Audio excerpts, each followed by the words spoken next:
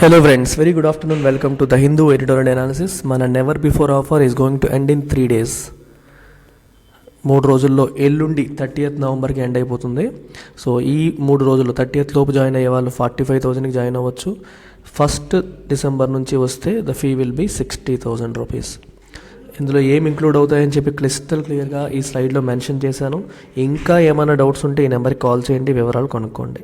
మీకు ఈ complementary access కూడా వస్తుంది. యూపీఎస్సీకి అవసరమైనవన్నీ కూడా యూపీఎస్సీ ఇన్ఫినిటీలో వస్తాయి.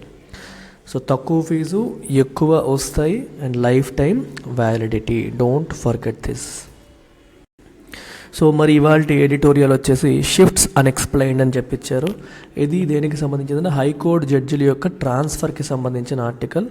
జనరల్ స్టడీస్ పేపర్ 2 పాలిటీ కిందకు వస్తుంది. Very very important article because it talks about collegium system again. collegium system అనేది రీసెంట్గా చాలాసార్లు న్యూస్లోకి వస్తుంది. సుప్రీంకోర్టు ఈ కొలీజియం సిస్టమ్ విషయంలో చాలాసార్లు విమర్శలు ఎదుర్కొంటుంది. అసలు ఈ కొలీజియం సిస్టమ్ ఏంటి, దీని కథ ఏంటని చెప్పి చిన్న బ్యాక్గ్రౌండ్ ఇస్తాను, తర్వాత మనం సిస్టంలోకి ఎడిటోరియల్లోకి వెళ్ళిపోదాం. So collegium is nothing but CJI of the Supreme Court plus 4 senior most judges of Supreme Court. So collegium సిస్టంలో వీళ్ళే ఉంటారు, కొలీజియంలో వీళ్ళు ఉంటారు. సో వీళ్ళు ఏం చేస్తారంట, what do they talk about appointments to supreme court, అలాగే ట్రాన్స్ఫర్స్. అపాయింట్మెంట్స్, ట్రాన్స్ఫర్స్, సుప్రీంకోర్టుకి హైకోర్టుకి సంబంధించిన అపాయింట్మెంట్స్, ట్రాన్స్ఫర్స్ అన్నీ కూడా ఈ కొలీజియమే డిసైడ్ చేస్తుంది. అర్థమవుతుందా? సో కొలీజియం సిస్టమ్ యొక్క అడ్వాంటేజ్ ఏంటి? It ensures independence of judiciary. అంతే కదా. జ్యుడిషియరీ యొక్క ఇండిపెండెన్స్ ఎన్ష్యూర్ చేస్తుంది. అంటే జ్యుడిషియల్ అపాయింట్మెంట్స్లో గవర్నమెంట్ జోక్యం లేదు. సెంట్రల్ గవర్నమెంట్ కానీ స్టేట్ గవర్నమెంట్ కానీ వాళ్ళ జోక్యం లేదు. సో జడ్జిలే డిసైడ్ చేసుకుంటారు ఎవరిని ట్రాన్స్ఫర్ చేయాలి, ఎవరిని ఎలివేట్ చేయాలి, ఎవరిని ప్రమోట్ చేయాలి. ఇవన్నీ కూడా ఇండిపెండెంట్గా జ్యుడిషియల్ సిస్టంలో ఉన్న CJI chief justice of India and 4 senior most judges వాళ్ళే డిసైడ్ చేస్తారు. సో దీనివల్ల ఇండిపెండెన్స్ ఆఫ్ జ్యుడిషియరీ ఎన్ష్యూర్ అవుతుంది అనేది పాజిటివ్. నెగిటివ్ ఏంటి అంటే ఒపేక్నెస్. మొత్తం వాళ్ళే డిసైడ్ చేసుకుంటారు, మొత్తం ప్రొసీజర్ అంతా వాళ్ళ చేతిలోనే ఉంది అనేసరికి ఏమవుతుంది, బయటికి తెలీదు. ఒపేక్ అంటే అర్థం ఏంటి? నాన్ ట్రాన్స్పరెంట్గా లేకపోవడం, ల్యాక్ ఆఫ్ ట్రాన్స్పరెన్సీ అంటే ఎలా జరుగుతుంది, ప్రొసీజర్ ఏంటి, ఏ రకంగా చేస్తున్నారు అనేది తెలీదు, రైట్. సో వీళ్ళకి ఎవరైతే అనుకూలంగా ఉన్నారో వాళ్ళని ఎలివేట్ చేసే అవకాశం ఉంది, వాళ్ళకి నచ్చిన వాళ్ళని ట్రాన్స్ఫర్ చేయకుండా ఉంచి వాళ్ళకి నచ్చిన వాళ్ళని ట్రాన్స్ఫర్ చేసే అవకాశం ఉంది. ఫేవరెటిజం, నెపోటిజం ఇలాంటివన్నీ కూడా వచ్చే అవకాశం ఉంది. In the name of independence of judiciary. So దీనికి no checks and balances. So దీన్ని కంట్రోల్ చేసేవాళ్ళు, దీన్ని తప్పు పట్టేవాళ్ళు ఎవరు లేని పరిస్థితి. There are no checks and balances. Collegium system ఒక వ్యక్తిని ట్రాన్స్ఫర్ చేయాలి అని లేదా ఎలివేట్ చేయాలి అని ప్రమోట్ చేయాలని రికమెండ్ చేస్తే తర్వాత ఫైల్ ఏంటంటే గవర్నమెంట్కి వెళ్తుంది, సెంట్రల్ గవర్నమెంట్కి వెళ్తుంది. గవర్నమెంట్ ఇంటెలిజెన్స్ బ్యూరోని ఉపయోగించి వాళ్ళపైన ఎంక్వైరీ చేయిస్తుంది, వాళ్ళ హిస్టరీ ఏంటని ఎంక్వైరీ చేయిస్తుంది. ఒకవేళ గవర్నమెంట్కి నచ్చకపోతే అబ్జెక్ట్ చేస్తుంది, కన్సర్న్స్ రైజ్ చేస్తుంది, అంతకంటే గవర్నమెంట్ ఏం చేయలేదు. మనిషిని మార్చలేదు గవర్నమెంట్. కన్సర్న్స్ రైజ్ చేస్తే మళ్ళీ కొలీజియం సిస్టమ్ ఆ కన్సర్న్స్ని కన్సిడర్ చేసి ఫైల్ మళ్ళీ గవర్నమెంట్కి పంపిస్తుంది. మళ్ళీ గవర్నమెంట్ పంపిస్తే మరి దాన్ని ఓకే చేయడం తప్పితే గవర్నమెంట్కి వేరే మార్గం లేదు. గవర్నమెంట్కి లేట్ చేయగలుగుతుంది, కన్సర్న్స్ రైజ్ చేయగలుగుతుంది, కానీ మనిషిని మార్చలేదు. సో తనకు నచ్చిన వాళ్ళనే జడ్జిగా వేసుకునే వెసులుబాటు, వాళ్ళు ఎవరైతే మంచి వాళ్ళు అనుకుంటున్నారో వాళ్ళని జడ్జిలుగా వేసుకునే వెసులుబాటు సెంట్రల్ గవర్నమెంట్కి లేదు. ఒక రకంగా మంచిదే, ఎగ్జిక్యూటివ్ ఇంటర్ఫియరెన్స్ని మనం ఆపగలుగుతున్నట్టు, అంటే ప్రభుత్వ జోక్యాన్ని ఆపగలుగుతున్నట్టు, రైట్. ఇండిపెండెన్స్ ఆఫ్ జ్యుడిషియరీని మనం ఎన్ష్యూర్ చేయగలుగుతున్నట్టు ఆ ఆస్పెక్ట్లో అది మంచిదే. బట్ ఎవరి చేతిలో టూ మచ్ పవర్ ఉన్నది మంచిది కాదు కదా. సో కొలీజియం సిస్టంలోనే మొత్తం పవర్ అంతా ఉండడం, సుప్రీంకోర్టు టాప్ జడ్జెస్లోనే వాళ్ళ చేతిలోనే పవర్ అంతా ఉండడం వల్ల కూడా కొన్ని ప్రాబ్లమ్స్ ఉన్నాయి. దానికి అడిగే వాళ్ళు అడ్డు అదుపు లేకుండా పోతుంది. ఇది ప్రధానమైన సమస్య. సో ఇప్పుడు ఏమవుతుందంటే హైకోర్టులో జడ్జిని ట్రాన్స్ఫర్ చేశారు. ఆ ట్రాన్స్ఫర్ చేసే ప్రాసెస్లో మళ్ళీ ట్రాన్స్పరెన్సీ అనేది లేదు అనేది ప్రధానమైన క్వశ్చన్. చూడండి, షిఫ్ట్స్ అన్ఎక్స్ప్లెయిన్డ్ అంటే షిఫ్ట్ చేశారు ఒకరిని ఇంకొక చోట నుంచి ఒక హైకోర్టు నుంచి ఇంకొక చోట షిఫ్ట్ చేశారు. అవి అన్ఎక్స్ప్లెయిన్డ్. ఎందుకు చేశారు, ఎలా చేశారు, ఏ ప్రొసీజర్ ప్రకారం చేశారు అనేది ట్రాన్స్పరెంట్గా ఎక్స్ప్లెయిన్ చేయలేదు. System of shuffling high court judges without consent needs reconsideration. High court జడ్జెస్ని షఫుల్ చేసేయడం వితౌట్ కన్సెంట్ అంటే వాళ్ళ అనుమతి లేకుండా, వాళ్ళ ఇష్టానికి విరుద్ధంగా ఈ మార్చడం ఏదైతే ఉందో, ట్రాన్స్ఫర్ చేయడం ఏదైతే ఉందో, నీడ్స్ రీకన్సిడరేషన్. దాన్ని ఇంకొకసారి కన్సిడర్ చేయాల్సిన అవసరం ఉంది. It needs a relook. మరొకసారి దానిపైన దృష్టి సారించాల్సిన అవసరం ఉంది అని చెప్పి అంటున్నారు. కథ ఏంటో లోపలికి వెళ్దాం. The common criticism that the functioning of the collegium system of judicial appointments is opaque. అంటే ఏంటి? Not transparent. ట్రాన్స్పరెంట్ అంటే అక్కడ ఏం జరుగుతుందో క్లియర్గా కనిపిస్తుంది, పారదర్శకత అంటాం. Opaqueness is exact opposite of transparency. Opaqueness అంటే ఏంటి? ట్రాన్స్పరెన్సీకి ఎగ్జాక్ట్ ఆపోజిట్. అంటే ఏం జరుగుతుందో మనకి తెలియకపోవడం. సో ఇది common criticism. And sometimes arbitrary. Arbitrary అంటే అర్థం ఏంటి? Not based on a defined procedure, అంటే based on whims and fancies, అంటే మనకి నచ్చినట్టుగా. It's an arbitrary decision. అంటే వాళ్ళకి అనిపించింది చేశారు, దానికి ఒక రీజను లాజిక్ లేదు. అలాంటివి ఆర్బిటరీ అంటాం. Seems to hold greater validity in the matters of transfers of judges from one high court to another. So జనరల్గా కొలీజియం సిస్టమ్కి ఈ రెండు ప్రధానమైన క్రిటిసిజమ్స్ ఉంటాయి. ఒకటి ఒపేక్ అని, రెండు ఆర్బిటరీ అంటే వాళ్ళకి నచ్చినట్టుగా చేస్తారు అనేది ఒకటి, రెండోది ప్రాసెస్ ఏది కూడా ట్రాన్స్పరెంట్గా ఉండదు అనేది రెండోది. ఈ క్రిటిసిజం ఏదైతే ఉందో ఎస్పెషల్లీ హైకోర్టు జడ్జిల ట్రాన్స్ఫర్స్ విషయంలో absolutely valid. Seems to hold greater validity. మిగిలిన విషయాల్లో ఏమో తెలియదు, కానీ ఈ విషయంలో హైకోర్టు జడ్జిలకు ట్రాన్స్ఫర్ చేసే విషయంలో మాత్రం ఇట్ హోల్డ్స్ గ్రేటర్ వ్యాలిడిటీ అని క్లియర్గా చెప్తున్నారు. A recent round of transfers among the dozens that have been effected in the last few years. గత ఫ్యూ ఇయర్స్లో చాలా ట్రాన్స్ఫర్స్ ఎఫెక్ట్ చేశారు, అంటే చేశారు ట్రాన్స్ఫర్స్ హైకోర్టు జడ్జెస్ని. అందులో recent round of transfers has brought the controversial issue to the fore again. ఈ controversial ఇష్యూని, ఈ వివాదాస్పద అంశాన్ని మళ్ళీ ఇది ముందుకు తీసుకొచ్చింది. Bring something to the fore అంటే ముందుకు తీసుకురావడం అనమాట. The list included 3 judges from the Telangana high court and 2 each from the Madras and Andhra Pradesh high courts. ఈ లిస్ట్లో 3 judges from the Telangana high court నుంచి 3 జడ్జిలు, and Madras and Andhra Pradesh high court నుండి 2 జడ్జిలు ఉన్నారు. వీళ్ళందరినీ ట్రాన్స్ఫర్ చేశారు. Conspicuously absent was the name of Justice Nikhil S. Kariyal, a Gujarat High Court judge whose proposed transfer was strongly opposed by the bar in that state.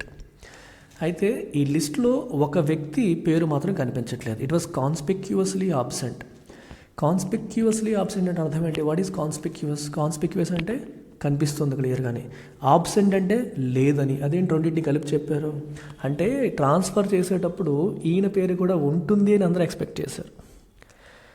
Telangana జడ్జిల పేర్లు ఎలా అయితే ఉన్నాయో ఈ గుజరాత్ జడ్జి పేరు కూడా ఉంటుందని చెప్పారు. ఎవరైతే ఉంటుందని ఎక్స్పెక్ట్ చేస్తామో వాళ్ళ పేరు లేదో ఇట్ ఈస్ కాన్స్పిక్యూస్ కదా, అంటే అది నోటీసులోకి వస్తుంది కదా. ఇప్పుడు చూడండి, ఒక పెళ్ళి అవుతుంది, పెళ్ళిలో పలానా వ్యక్తి ఖచ్చితంగా ఉంటాడు అనుకుంటాం. ఖచ్చితంగా ఉంటాడు అనుకున్న వ్యక్తి కనిపించలేదు అనుకో, అందరి దృష్టి వాడి మీదే ఉంటుంది. అరే అతను ఎందుకు రాలేదు, ఆయన ఎందుకు రాలేదు అంటారు. So that person becomes conspicuous by his absence. అంటే రాకపోవడం ద్వారా అందరి దృష్టిని ఆకర్షించడం. అలాగే ఈయన పేరు లేకపోవడం వల్ల అందరి దృష్టిని ఆకర్షించింది ఆయన పేరు. ఎవరది? గుజరాత్ హైకోర్టు జడ్జి గారు నేము ఆ లిస్ట్లో లేదు, అంటే ట్రాన్స్ఫర్ చేయలేదు ఆయన్ని. ఆయన ట్రాన్స్ఫర్ని అక్కడ గుజరాత్ బార్ అసోసియేషన్ అంటే లాయర్స్ అసోసియేషన్ అనేది అపోజ్ చేసింది. Lawyers took up the issue in support of Justice Kariyal as well as Justice A. Abhishek Reddy of the Telangana High Court. ఒక జస్టిస్ కరియలే కాదు, తెలంగాణ హైకోర్టులో పనిచేస్తున్న అభిషేక్ రెడ్డి గారి ట్రాన్స్ఫర్ని కూడా అక్కడ తెలంగాణ లాయర్స్ అపోజ్ చేశారు. వద్దు, ఆయన ట్రాన్స్ఫర్ చేయొద్దు అని వాళ్ళు అన్నారు. గుజరాత్లో లాయర్లు కూడా వద్దు, అపోజ్ చేయొద్దు, అది ట్రాన్స్ఫర్ చేయొద్దు అని అన్నారు. And the chief justice of India met with representatives of the bar from both states. CJI Telangana bar association మెంబర్స్ని కలిశారు, గుజరాత్ బార్ అసోసియేషన్ మెంబర్స్ని కూడా కలిశారు. అయినప్పటికీ the transfer of justice Kariel alone did not materialise. అయితే గుజరాత్కి చెందిన ఈ జడ్జి గారి ట్రాన్స్ఫర్ మాత్రమే జరగలేదు. డిడ్ నాట్ మెటీరియలైజ్ అంటే డిడ్ నాట్ హ్యాపెన్, జరగలేదు. While the transfers of other judges were notified, మిగిలిన వాళ్ళు మాత్రం జరిగిపోయాయి. సో ఇక్కడ మీరు గమనించాల్సింది ఏంటి, తెలంగాణ బార్ అసోసియేషను ఒకళ్ళు ట్రాన్స్ఫర్ చేయొద్దని చెప్పింది, అక్కడ గుజరాత్ బార్ అసోసియేషన్ కూడా చెప్పింది. కానీ గుజరాత్ బార్ అసోసియేషన్ మాట విన్నారు, తెలంగాణ బార్ అసోసియేషన్ మాట వినలేదు. So if reports that the Gujarat high court chief justice was unaware of the impending transfer of justice Kariel as correct, it bodes ill for the legitimacy of transfer proposals.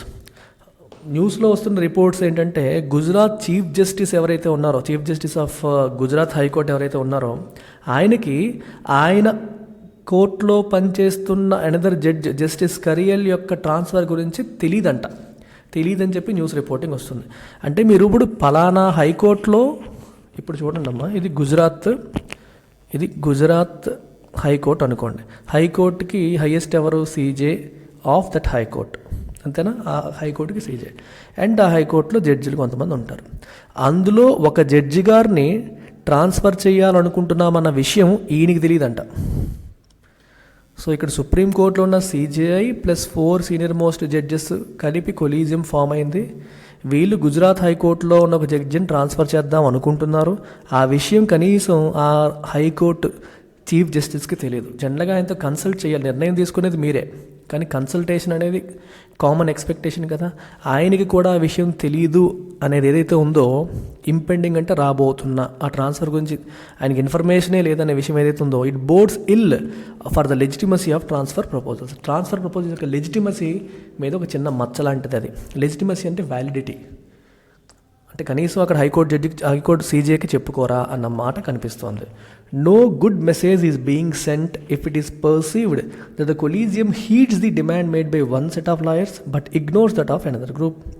Telangana గ్రూప్ది వినలేదు, గుజరాత్ మాత్రమే విన్నారు అనే message ఇప్పుడు వస్తుంది. తెలంగాణ వాళ్ళు చెప్పిందేమో వినలేదు, గుజరాత్ వాళ్ళు చెప్పిందేమో విన్నారు. దీనివల్ల ఎటువంటి మెసేజ్ మనం పాస్ చేస్తున్నట్టు అర్థమవుతుందా? సో ఏమనుకుంటారు, ఈవెన్ జ్యుడిషియరీలో కూడా పక్షపాతాలు ఉన్నాయి, అందరినీ ఒకేలాగా చూడరు. తెలంగాణలో బార్ అసోసియేషన్ మాటకి విలువ లేదు, గుజరాత్లో బార్ అసోసియేషన్ మాటకి విలువ ఉంది. ఈయన ఒపీనియన్ వస్తుందా రాదా, అది చెప్తున్నారు. So transfer of judges may be needed for exchange of talent across the country and to prevent the emergence of local cliques in the judiciary. అయితే ట్రాన్స్ఫర్ ఆఫ్ జడ్జెస్ అనేది అవసరమా? ఎస్, అవసరమే. ఎందుకని? Talent across the country exchange అవ్వాలి. ఒక మంచి judge గారు పేరు తెచ్చుకున్నారు తెలంగాణలో, మరి ఆయన తెలివితేటలు, ఆయన గొప్పతనం దేశం అంతటికీ ఉపయోగపడాలి. అందుకని అప్పటికప్పుడు ట్రాన్స్ఫర్ చేయాలి. రెండవది, to prevent the emergence of local click అంటే గ్రూప్స్. కొంతమంది ఒక చోటే ఉండిపోయారు అనుకోండి, అదే పనిగా ఏమవుతుంది, అప్పుడు గ్రూప్స్ ఫామ్ అయిపోతాయి.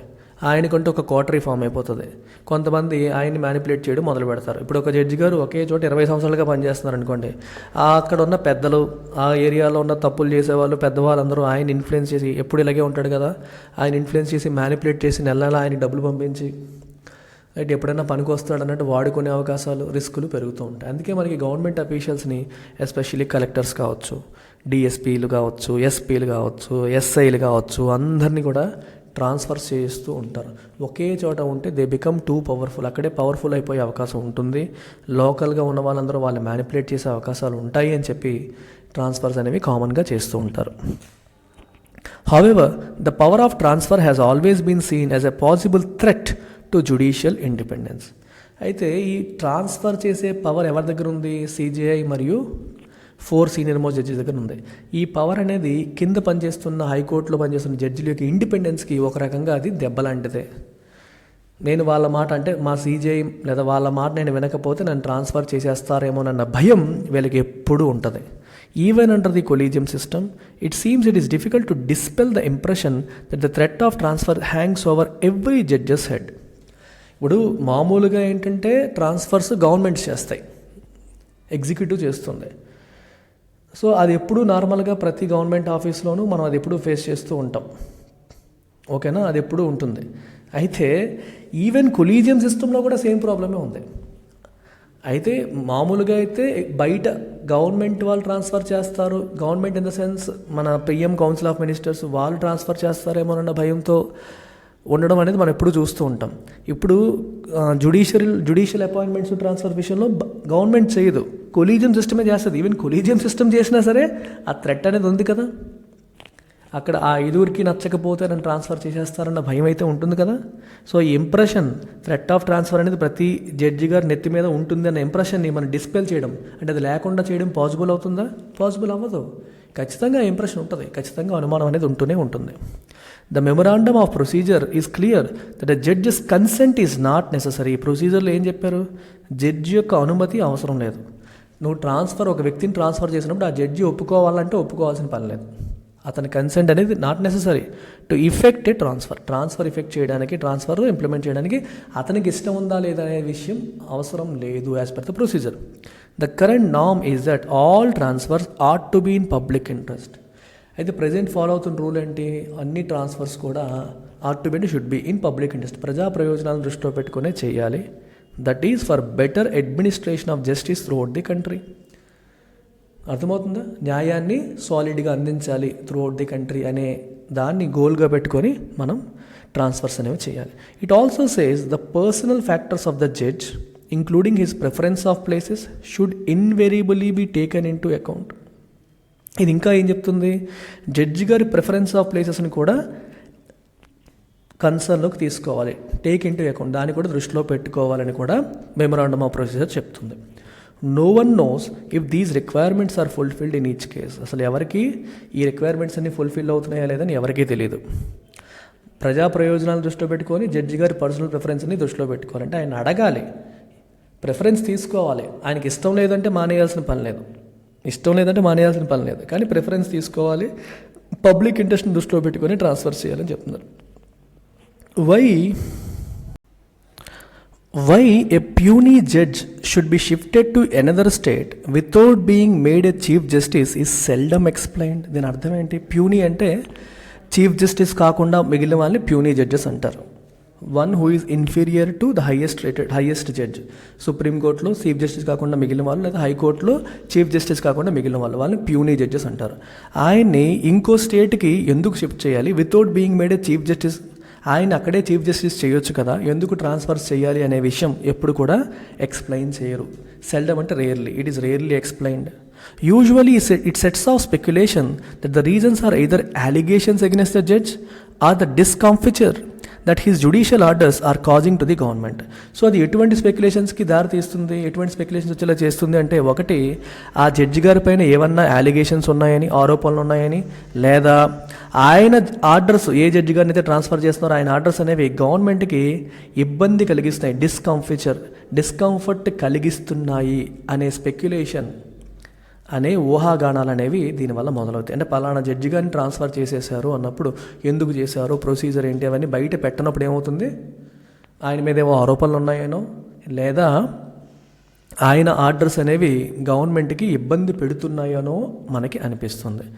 Disclosure of the actual reason may not always be possible. Okay, ఇక్కడ అదే చెప్పారు, యాక్చువల్ రీజన్ డిస్క్లోజ్ చేయడం, బయటపెట్టడం అనేది may not always be possible. However it hardly needs to be stressed that transfer cannot be used as a punitive step.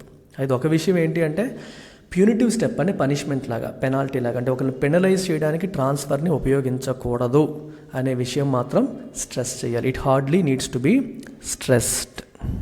Needs to be set అంటే it need not be stressed, చెప్పక్కర్లేదు అని అర్థం. ఏం చెప్పక్కర్లేదు? Transfer cannot be used as a punitive step. అది మనకు తెలుసు, మనం వేరేగా చెప్పక్కర్లేదు. ప్యూనిటివ్ స్టెప్ కింద ట్రాన్స్ఫర్ని వాడకూడదు అనేది కనిపిస్తోంది. The time may have come for a complete review of the provisions for transfer of high court judges. High court జడ్జెస్ని ట్రాన్స్ఫర్ చేయడానికి ప్రజెంట్ ఉన్న ప్రావిజన్స్ని పూర్తిగా రివ్యూ చేయాల్సిన సమయం వచ్చేసినట్టుగా ఉంది. మే హ్యావ్ కమ్, వచ్చినట్టుగా ఉంది అని దీని యొక్క అర్థం అనమాట. So this is all about today's article. ఇది సింపుల్గా చెప్పాలంటే ప్రజెంట్ కొలీజియం సిస్టంలో ఉన్న ఇంకొన్ని లోపాలని with respect to transfer of high court జడ్జెస్ని ఇది ఎక్స్పోజ్ చేస్తోంది. సో మన UPSC infinity offer on Vizag and Hyderabad offline offer అనేది మీకు November 30th, ఆన్లైనే కాదు ఆఫ్లైన్ పైన కూడా ఆఫర్ ఉంది. 55,000కి అందిస్తున్నాం. అండ్ 1st December నుంచి 70,000 అవుతుంది. కాంటాక్ట్ చేయాల్సిన నెంబర్ ఇది. అండ్ ఫైనల్గా optional infinity, you have all these 5 optionals, you can take any of them.